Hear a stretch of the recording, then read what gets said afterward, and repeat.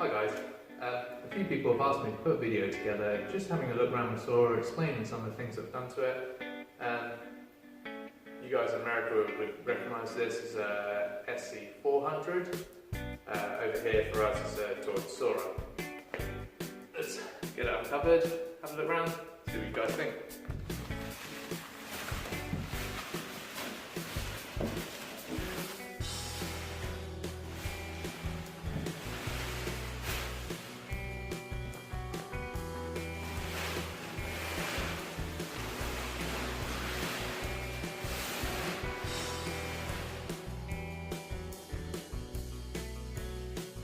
Okay, here it is, all uncovered.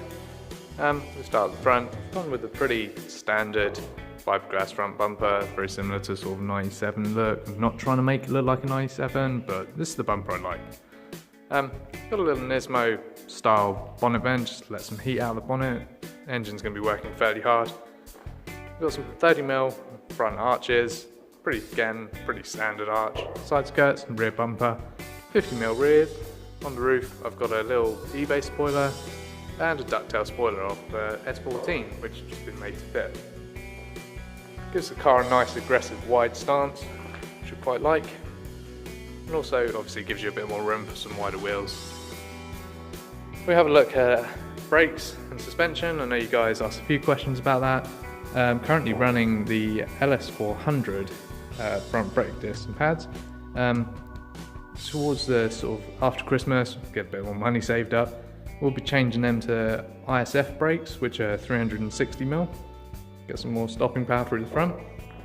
It's on coilovers. I've got a few Jap speed arms on, camber arms, braided brake lines, the standard works. Rear brakes, I'm going to be doing a dual caliper conversion, running it on a hydro, and then obviously the other caliper on the normal brake system.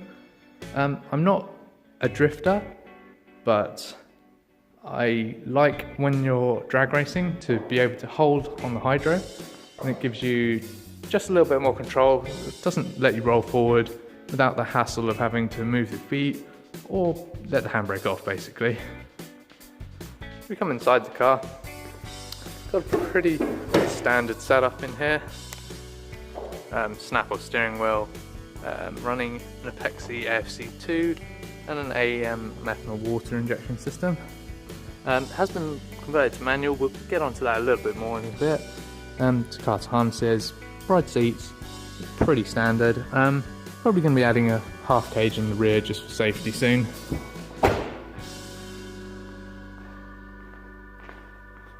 Come around to the engine bay. This is the bit I know a lot of questions have been asked about. Try and run through some of it.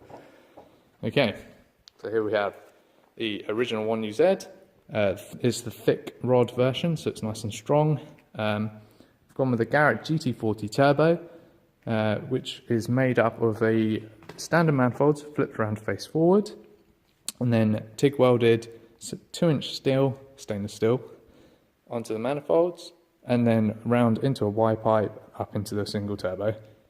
Running a 50mm wastegate, which is just down there. And obviously we've had to move radio pipes, rework a lot of things to get this to fit nicely. 3-inch downpipe is very snug down the side of the engine in between the subframe. Jap feed radiator, custom intercooler pipes all the way through up into there. We're running a IS200 brake master cylinder and pedal setup, which is slightly modified to fit. Fits okay. I've come over here. We're running catch cans, a relocation on the oil system with oil cooler setup. We're also running a AEM wideband. We decided to make a engine brace just to give it a bit of damping, help everything from being strained so hard. Got the little oil cooler just tucked away down here, and also we've got a slightly larger power steering fluid cooler, and there's a little wastegate just popping out of the side. Okay, so we've had a quick look around. A little bit more specs for engine are, we're running 440cc injectors. In the tank we've got a 440 litre pump inside the tank still.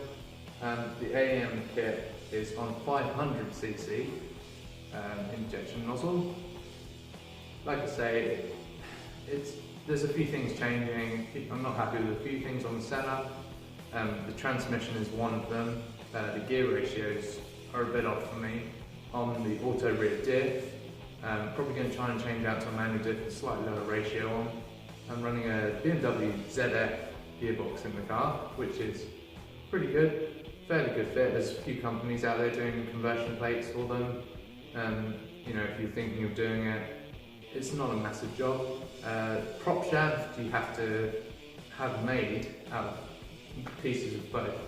The front section being a BMW, and then welded to the rear section, which is a soarer, and then basically rebalanced. You know, it's something you probably want to get done properly, just to stop any vibrations. Make sure it's nice and strong. The last thing you want is that breaking in half while you're driving. Hope you guys liked the video.